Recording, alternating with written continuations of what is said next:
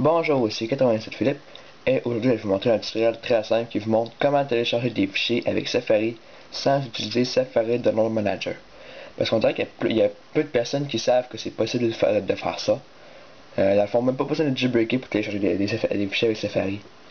Donc il suffit juste d'avoir une application qui est installée, peu importe si c'est du App Store ou sur Cydia, dans le fond qui supporte les fichiers qu'on essaie de télécharger. Comme dans ce cas-ci, quand on installe les files, la force ça nous ajoute beaucoup. Alors, mettons qu'on prend n'importe quel lien pour télécharger un fichier qu'on ouvre dans Safari. C'est un petit lien à faire pour télécharger une scene colors, mettons. Donc, je clique de même, on peut voir c'est que j'ai fait. Et dans Safari, bon. Donc là ici, on voit ici, mettons le fichier. C'est ici, puis on voit en bas ici que j'ai pas Safari Download Manager, okay, sinon j'aurais un petit icône.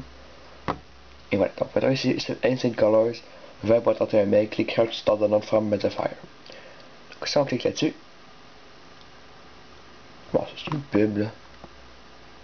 Mais bon, comme on voit ici, dans le fond, ça télécharge. Parce que dans le fond, dans Safari, pour indiquer que ça télécharge, dans le fond, il y a un indique comme ça ici dans leur barre de chargement, tu sais. Donc, on l'attend.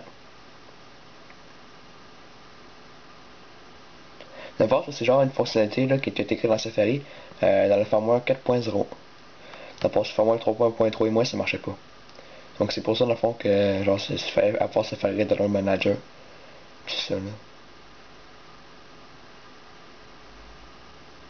Si vous me demandez c'est quoi ça en arrière, ben c'est juste mon ordinateur intégré dans l'écran de veille là. Mais bon.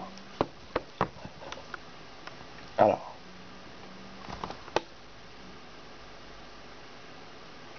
Ça va bientôt fini de télécharger.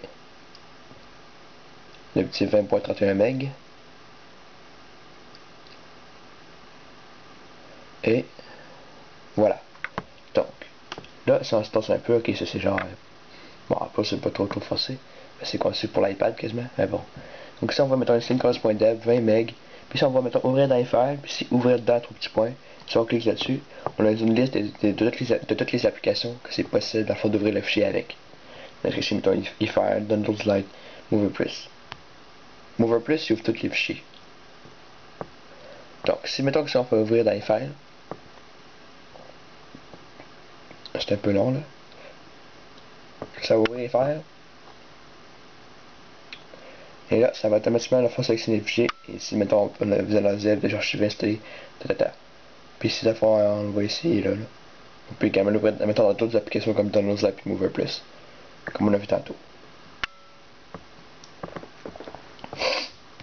Alors, c'est pas mal ça, là. Tu sais, la fois, le fichier, là.